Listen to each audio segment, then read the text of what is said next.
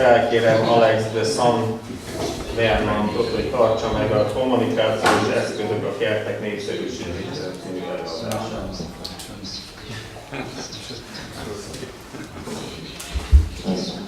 Bonjour, je m'appelle Alix de Saint-Venant, j'ai une double casquette, une triple casquette aujourd'hui. Je suis d'abord propriétaire et jardinière et gestionnaire d'un jardin historique dans la vallée de la Loire, de l'époque de la Renaissance. Je suis par ailleurs de métier paysagiste et un petit peu spécialisé dans la restauration des parcs ou jardins historiques. Et la troisième casquette est que je participe activement à l'association des parcs et jardins en région centre de Val-de-Loire. Donc vous venez d'entendre notre délégué général, qui est Michel Canson.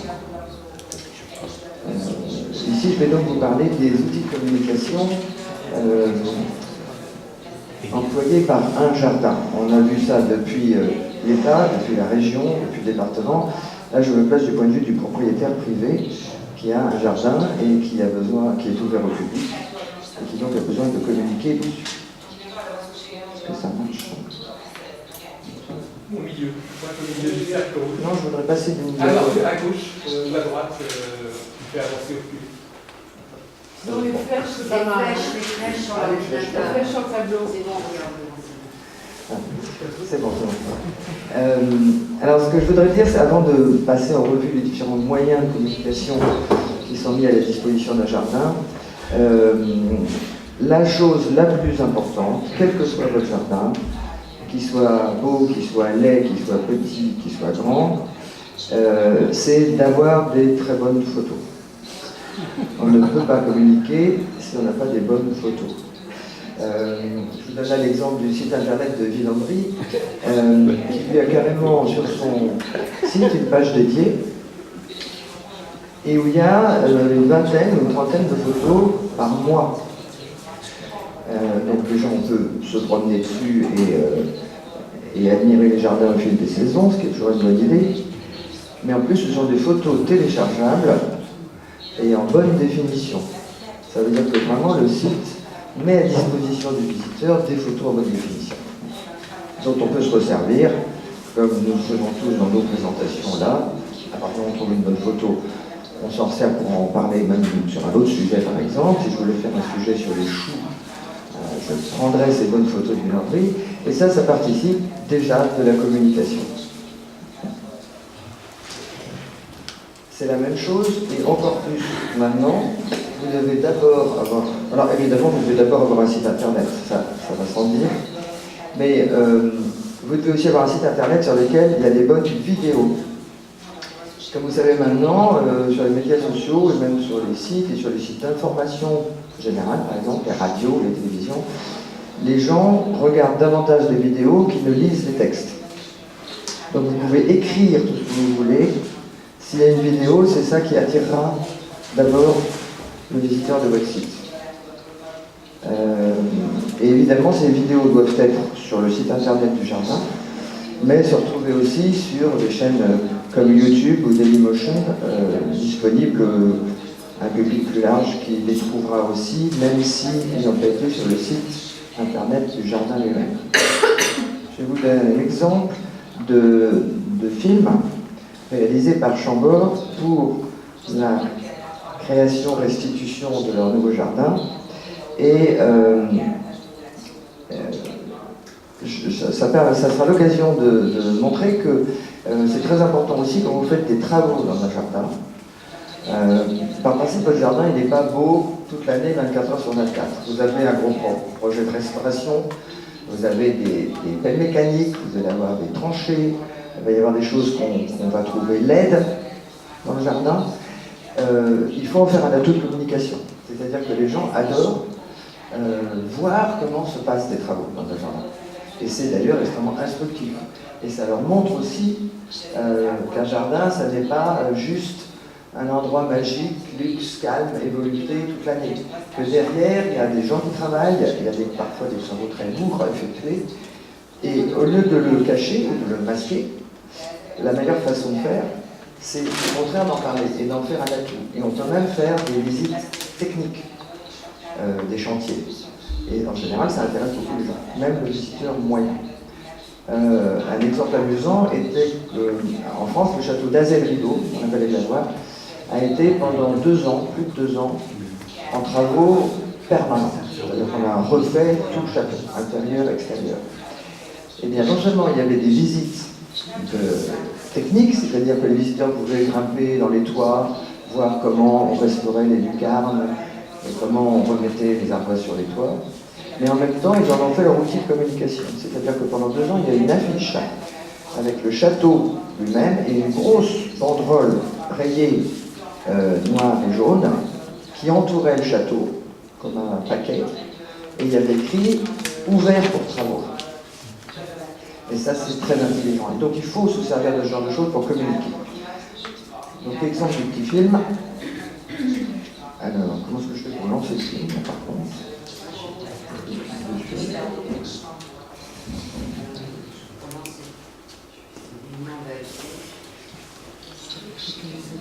Je lance le film. Normalement, je peux juste cliquer dessus.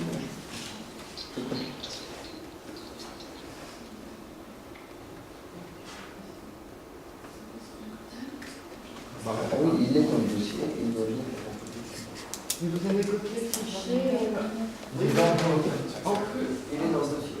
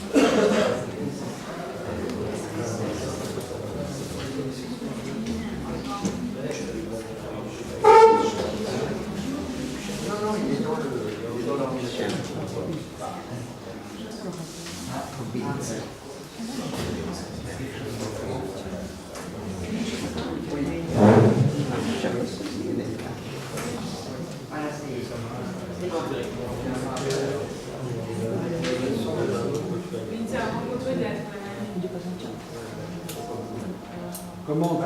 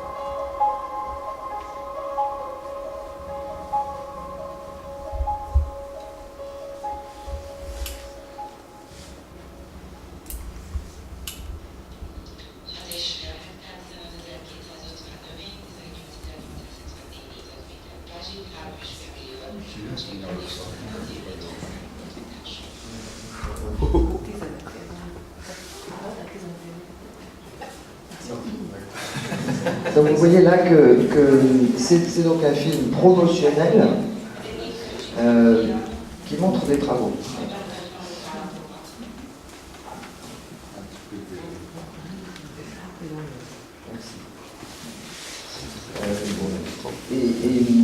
Et donc c'est à la fois, ça n'est pas glamour, et en même temps ça montre le travail qui a été fait. Et puis ça donne des chiffres. Alors ça, si vous voulez épater les gens, bien sûr, vous dites 10 000 arbres plantés, 60 millions d'heures de travail. Enfin, je trouve ça souvent un peu ridicule, mais c'est souvent très efficace dans l'esprit du public quand vous mettez des gros chiffres. Alors une fois que vous avez des très bonnes photos, des très bons films, vous pouvez commencer à communiquer dans votre jardin. J'ai fait un peu deux catégories en disant d'abord qu'il y a de la communication en interne et qui est très importante, et ensuite de la communication externe. Communication en interne dans un jardin, ça commence par l'étiquetage. Les plantes, vaste sujet. Je vais donner plusieurs exemples, hein, des choses très sérieuses, gravées, officielles, des mots latins, etc. Ça c'est plutôt dans un arboretum. Et puis, mais il y a d'autres formules aussi, des jolis dessins sérigraphiés sur une ardoise, ou plus contemporains, comme cette plaque rouge que vous voyez avec le Laetitia. Il y a un vaste choix. Vous en voyez une qui a un QR code. Et ça, évidemment, c'est très important. C'est un moyen très utile, à condition que vous ayez du réseau dans le jardin où vous vous trouvez. Quand on est au fin fond de la province, ce n'est pas toujours le cas. Mais qui peut renvoyer bien sûr sur le site du jardin, qui donne tout ce qu'on veut comme information sur la plante. La question des étiquettes, les gens ici qui gèrent des jardins le savent bien, c'est pas tellement de la fabriquer, c'est pas tellement de la poser, c'est le fait qu'elle résiste ensuite, qu'elle résiste aux intempéries, qu'elle résiste aux visiteurs surtout. Et donc c'est une histoire sans fin de gérer les étiquettes dans un jardin. Alors il y a aussi en communication interne toute la signalétique propre au jardin, et là c'est aussi assez difficile d'allier esthétique et utilité. Ce qu'on peut dire simplement dans le process, c'est qu'il faut que le choix des supports soit adapté au style de jardin. Vous avez un jardin forestier au fond des bois, c'est bien de faire des pancartes entourées de bois, voilà. Vous avez un jardin ultra contemporain, c'est bien d'essayer que le signalétique soit plus contemporaine. En tout état de cause, il faut une signalétique et botanique et technique dans les jardins. Alors, il y a un petit exemple que j'aime assez, qui est un peu atypique. Celui de gauche surtout est vraiment amusant, je trouve. C'est au château de Prangin, en Suisse, et c'est une série de personnages en tôle comme ça. Jean-Jacques Rousseau avec Hulin, etc. Donc c'est tout à fait adapté à l'époque du jardin. Et en même temps, sur une silhouette amusante et où les gens peuvent mettre leur tête pour être photographiés, ce qui marche toujours, vous avez aussi des informations très, très techniques, historiques, très bien mises en page sur le corps du personnage. Alors évidemment, dans la communication interne, il y a le document de visite. Ça, c'est la première chose, le premier contact finalement, souvent qu'un visiteur a avec votre jardin. On parlera cet après-midi, je pense, de la marque Qualité Tourisme en France, qui est un label d'excellence pour recevoir des visiteurs. En France, les porteurs de la marque Qualité Tourisme sont obligés d'avoir ce document. Vous ne pouvez pas être labellisé si vous n'avez pas un document de visite à remettre aux visiteurs, et un document de visite à minima bilingue. Si vous le déclinez en un grand nombre de langues, mieux ça vaut. Ça dépend d'abord de l'étude que vous avez faite au public. Et c'est pas la peine de faire un papier en chinois si vous n'avez aucun chinois qui visite votre jardin. Et alors, la plupart du temps, on a un plan. Et moi, je me suis rendu compte, en tout cas chez moi dans mon propre jardin, que les gens ne savaient pas lire un plan. Et que vous leur donnez un plan, ils ouvrent le papier, ils le tiennent, et je les ai vus tourner eux-mêmes autour de leurs feuilles. Avant leur feuille est tournée autour au lieu de tourner la feuille. C'est extraordinaire. Les gens ne savent pas utiliser. Donc personnellement, vous voyez, là c'est le petit papier de visite qui est donné à mes visiteurs. On a opté pour une photo aérienne. Cela déjà les gens se sentent mieux. Et à mon sens, le plus efficace est une jolie aquarelle de vue à vol d'oiseau du jardin. Parce que ça allie les avantages du plan et d'une représentation graphique, un peu en relief. Alors vous pouvez avoir des tas d'autres documents aussi évidemment à remettre aux enfants. Il y a des choses sur des programmes spéciaux pour les enfants, des livrets de visite, des parcours, des documents pour des parcours spécifiques, par exemple olfactifs. Voilà, il y a un vaste choix de papier qu'on peut remettre aux gens. Mais ça passe toujours par le papier. Et les gens adorent avoir un papier. Alors, aussi dans ce qui se fait en interne et vers l'extérieur, c'est tout ce qui est dossier de presse et communiqué de presse. Il faut effectivement posséder ça. On a en général un dossier de presse général sur le jardin, mais c'est plus souvent à l'occasion d'une manifestation. À ce moment-là, on a un dossier de presse spécifique sur une exposition, sur un concert. Là aussi, on va retrouver absolument partout l'importance d'avoir des belles photos. Parce que votre dossier de presse, votre communiqué de presse, le journaliste il va regarder s'il est d'abord accroché par un beau visuel et pas par du texte pendant 4 pages.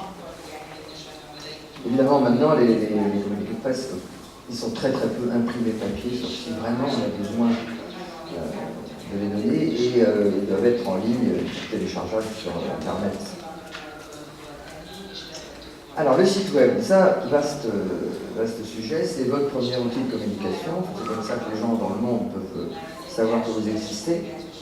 Là, j'ai pris juste 2 exemples pour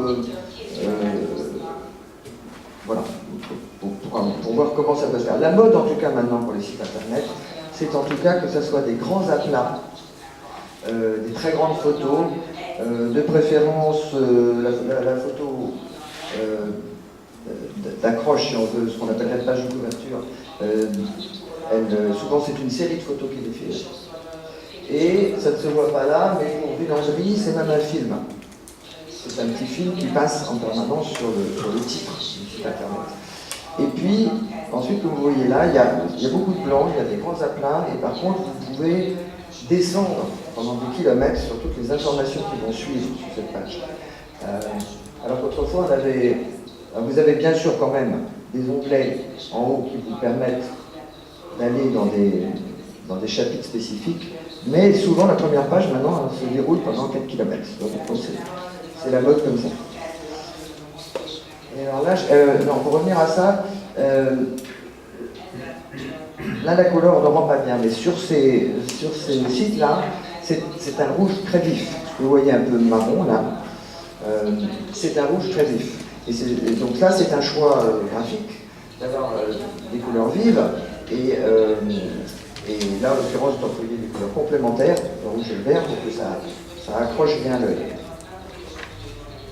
Voici 2 autres sites, en l'occurrence les jardins de la Balue en Bretagne et le domaine de Poulaine dans la région centre, qui eux, là, ont choisi plutôt les couleurs canailleux. Donc on n'a pas du tout la même impression dès qu'on arrive sur ce site, des photos plus classiques, etc. À propos de photos, quand je disais qu'il faut des bonnes photos, si c'est possible, il faut que vous ayez de votre endroit une photo iconique, une photo emblématique. Ici par exemple le jardin de la Balue, qui est un très beau jardin avec des taupières magnifiques et une haie qui donne sur un très très large paysage de bocage en Bretagne. Cette photo-là est devenue emblématique, c'est-à-dire que où vous voyez cette photo, vous savez que ça parle du jardin de la Balue. Et ça c'est extrêmement utile si vous pouvez arriver à avoir une photo iconique. Et alors après ça, vous voyez que les deuxièmes pages, sur les premières pages, très habituellement, vous trouvez quand même assez rapidement les événements à venir. Quelle est la saison, quel est le prochain événement. C'est la première chose qu'il faut essayer sur lequel il faut essayer que le visiteur clique. Et après, voilà pour chacun les deuxièmes pages. Alors ici, la bambouserie de France. Ah non, pardon, je suis déjà passé à Facebook. Oui, c'est ça. Les deuxièmes pages que j'ai mis en dessous donnent donc plutôt les événements à venir. Après ça, Facebook, indispensable aussi. Vous pouvez avoir différentes façons de faire fonctionner Facebook. C'est un outil dont il faut se méfier. Quand il faut se méfier, c'est là que c'est un outil qu'il ne faut pas utiliser si vous n'êtes pas sûr de pouvoir y consacrer beaucoup de temps. C'est chronovore, Facebook. Il faut y intervenir régulièrement. On peut programmer les choses qui vont y être publiées, mais ça prend énormément de temps. Et en plus, il faut être très réactif parce que dès que quelqu'un vient vous dire quelque chose sur Facebook, il faut qu'il y ait une réponse. Donc, il ne faut surtout pas s'engager là-dedans si on n'est pas sûr d'avoir quelqu'un au bout de l'ordinateur qui répond rapidement.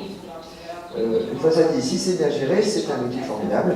Mais il faut aussi se méfier parce que certains sont encore un peu amateurs là-dedans. Et vous pouvez constater dans les 4 exemples que je vous ai donnés, on retrouve, décidément, pardon, voilà. Le Villandry, 20 sur 20, grosse organisation.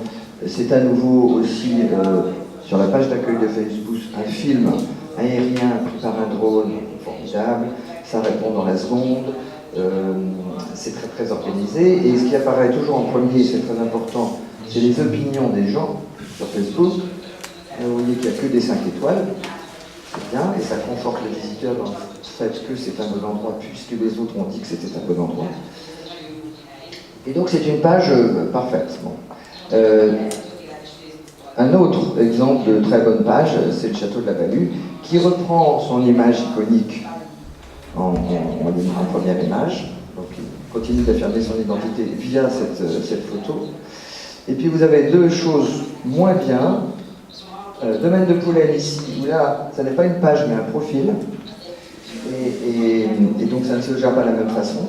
Et puis, c'est intéressant là de voir que le domaine de Poulaine, c'est un jardin récent, créé par sa propriétaire, et donc là, c'est beaucoup plus personnalisé, ce qui peut avoir un avantage aussi, c'est-à-dire qu'on voit la tête de la dame dans la première page, avec un petit film où elle vous raconte son jardin.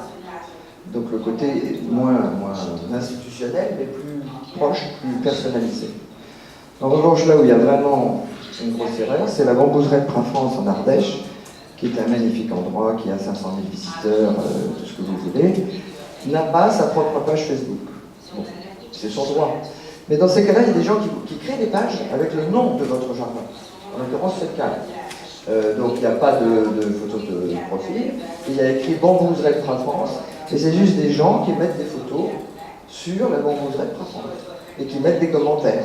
Alors en général, ils sont très aimables parce que c'est un très bel endroit, mais c'est un Facebook sur lequel le jardin lui-même n'a pas la main. Donc ça peut être dangereux. Alors ensuite, la communication externe, et là on arrive dans le payant, jusqu'à présent c'était gratuit. Évidemment toutes les formes possibles d'affichage.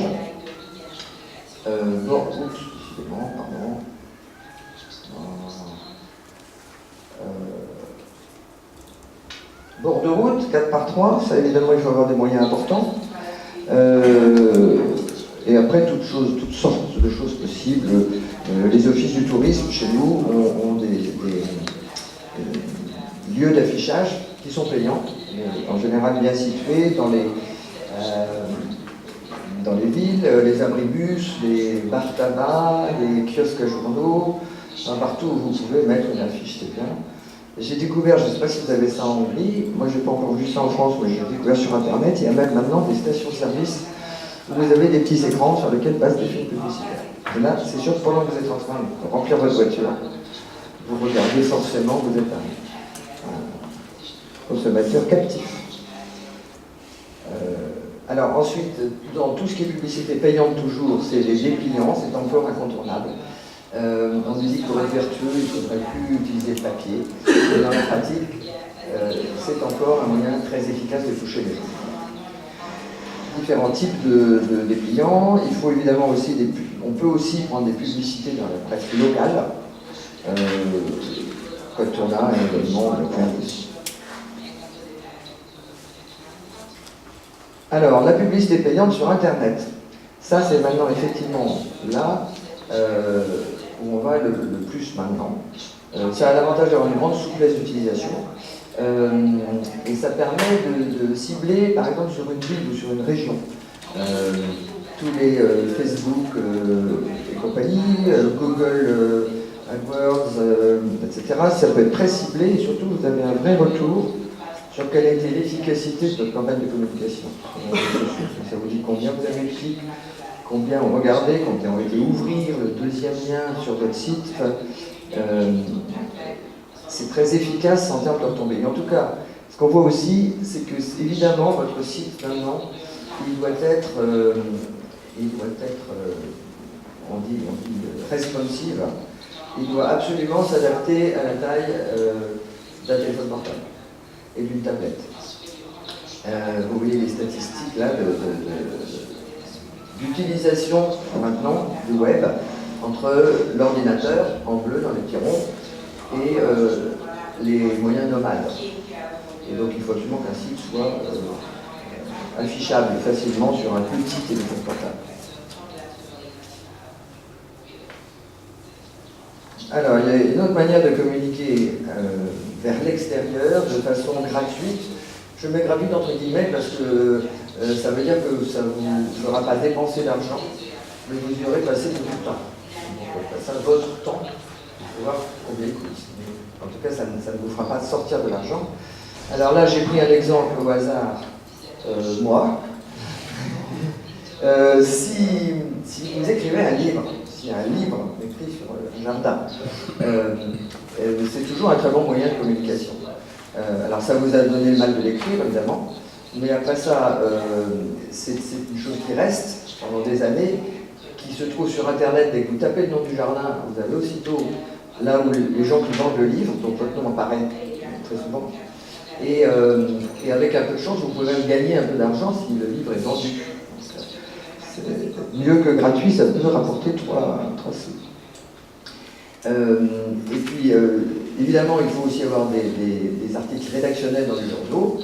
Là, il faut connaître les bons journalistes dans les journaux nationaux et leur faire écrire des articles pour vous.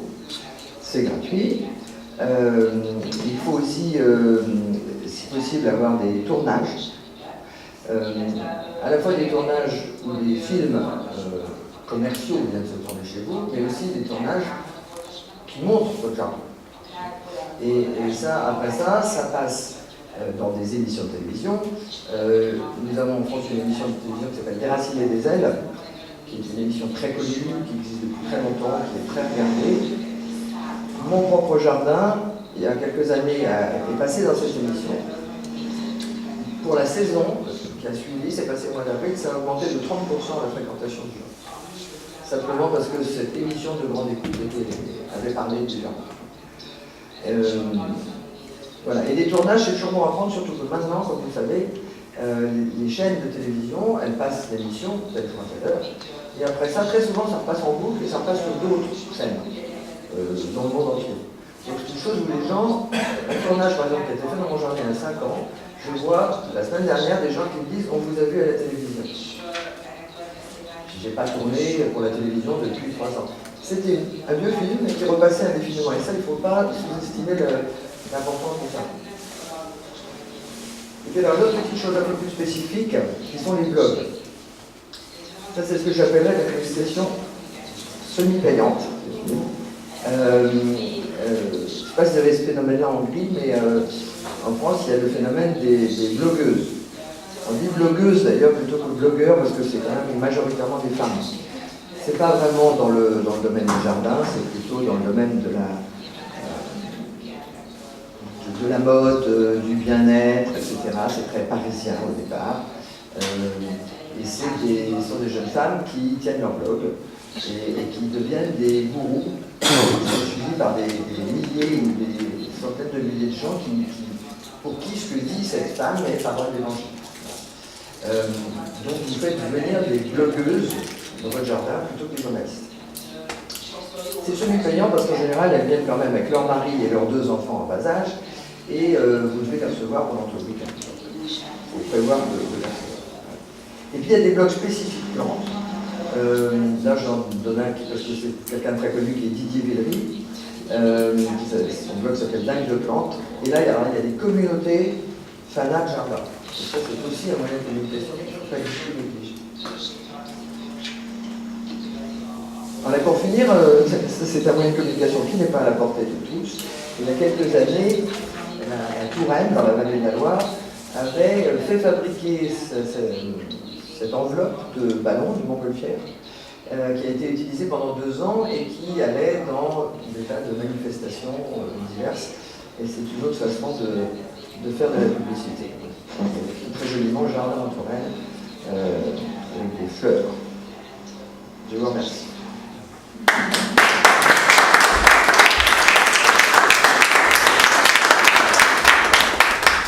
Merci beaucoup.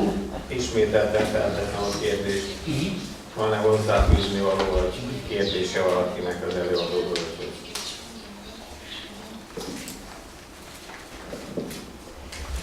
Egy hozzáfűzni valóban a honlapon említette, hogy a piros és a zöld színeket érdemes használni. Lehet, hogy Franciaországban, vagy Magyarországon a férfiak, elsősorban férfiaknál nagyon gyakori a színtévesztés. Nekem konkrétan kertész kollégám van, aki nem veszi észre a piros virágot a kertben, hogy ezt azért figyelembe kell venni egy honlapnál is.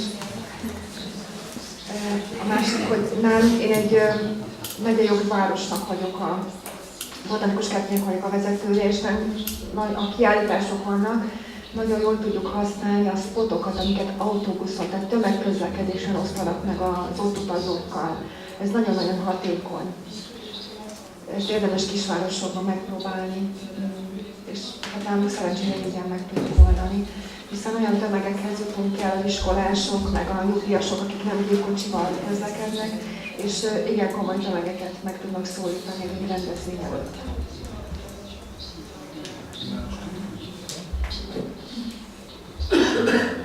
Oui, c'est vrai, la publicité vraiment locale est extrêmement importante aussi. C'est-à-dire que le fait d'avoir des petits flyers qui sont mis à la boulangerie, au petit supermarché, la petite affiche au supermarché, touche vraiment la population locale qui est en général le premier client et c'est très important effectivement.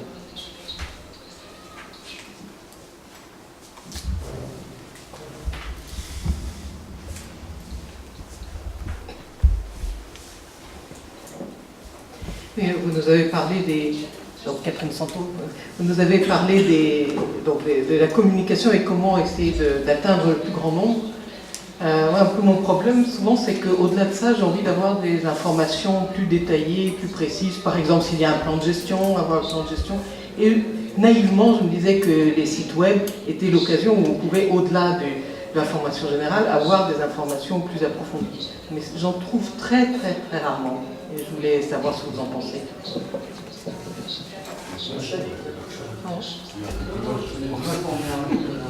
Oui, vous avez parfaitement raison. Habituellement, un site internet, il est plutôt conçu comme un outil de communication, de marketing, c'est-à-dire de faire venir des visiteurs. Spécialement pour des jardins historiques, il est vrai que c'est bien aussi si on peut donner de la vraie information de fond en pâture aux gens. Je suis obligé de le dire, certains sites le font. Par exemple, je suis en train de refaire une compte en compte mon site internet et il y avait énormément, il y avait des vrais textes de fond sur l'histoire du jardin. Je ne suis pas sûr, comme c'est maintenant mon fils qui reprend ça, et dont la femme est une responsable de communication, je ne suis pas vraiment sûr que dans le nouveau site, il y aura ces textes de fond. Si je le demande, ils vont aller les mettre. Mais maintenant, c'est devenu très souvent, effectivement, touristique. La raison de le pointer, c'est pas plus compliqué qu'il y ait une page avec des choses intéressantes, l'évolution des plans à travers les âges, etc. et donner en pâture aux gens qui sont sur votre site un peu plus de fond.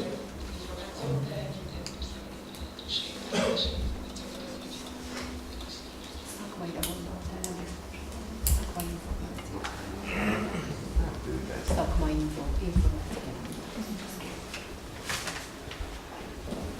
Párázinából nőtt stratégiaigazgató.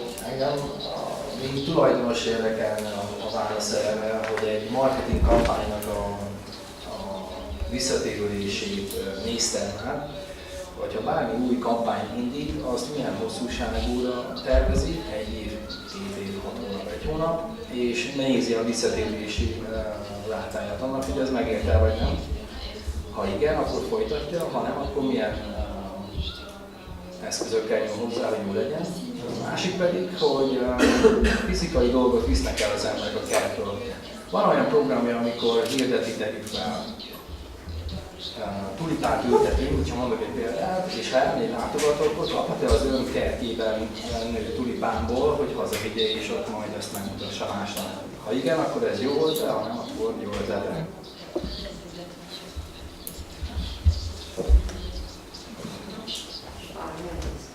Oui, alors je réponds d'abord à la deuxième question. Oui, oui c'est une très bonne idée. Oui, un certain nombre de jardins le font. Parce qu'effectivement, planter des tulipes, c'est pas compliqué, c'est pas trop onéreux. Et les gens adorent repartir avec quelque chose du jardin. Et ça, c'est les tulipes au printemps et les courges pour l'automne, les potirons et tout ça, ou les petites, c'est plus facile, les petites coloquintes, des choses comme ça. C'est vraiment facile à faire pousser, facile à récolter, et si on veut faire un cadeau aux visiteurs, c'est une super idée. Ça marche toujours très bien. Les gens sont très contents d'abord d'avoir un cadeau, parce qu'ils vont payer pour entrer dans le jardin, donc ils trouvent toujours que c'est trop cher, bien sûr, mais ils sont enchantés de repartir avec un cadeau. Ça leur adoucit le fait de payer le billet d'entrée. Et alors, quand on retombait des campagnes publicitaires, ça c'est un vrai sujet. Quand vous affichez des affiches papier, quand vous payez des choses au bord de la route, ou quand vous payez pour mettre des annonces dans des journaux locaux ou nationaux, peu importe, ça c'est extrêmement difficile d'avoir de retour, c'est-à-dire de savoir combien de personnes sont venues visiter le jardin parce qu'ils ont vu l'affiche. C'est un peu plus facile si c'est une affiche, par exemple, pour une fête des plantes que vous faites. Parce que là, c'est très localisé, c'est très précis. Vous savez que tel et tel jour, vous avez rentré 10 000 personnes. Et là, il y a une façon assez facile de le faire, on en parlera dans une autre intervention, mais c'est de faire des études, bien sûr, sur votre clientèle. Et entre autres, le visiteur, quand il arrive chez vous, de lui faire remplir un petit questionnaire, ou d'avoir un étudiant dont c'est le métier d'apprendre ça, qui questionne les gens pour dire comment vous avez-vous connu, par hasard, par bouche à bouche, sur Internet, par l'affiche dans le supermarché local. Voilà. Donc dès qu'il y a une étude sur les publics, vous pouvez savoir quelle proportion de gens est venue grâce à telle ou telle publicité. Mais ça ne sera jamais un chiffre exact. Alors, c'est pour ça qu'il y a 2 types de campagnes. Il y a des campagnes pour faire venir les gens à un événement un jour donné, et puis il y a des campagnes qu'on appelle campagnes de notoriété. Par exemple, Villandry, en 4x3 au bord de la route, il l'a là toute l'année. À la gare TGV de Saint-Pierre-des-Corps, où il y a un peu de concurrence, il y a des panneaux lumineux de publicité, il y a Chenonceau et Villandry qui ont un panneau toute l'année. Pour des gens qui prennent le train, ou que ce soit tous les jours, ou que ce soit les touristes qui arrivent, etc. Donc ça, c'est vraiment de la notoriété de fond. Donc, vous ne pouvez pas savoir quel est votre.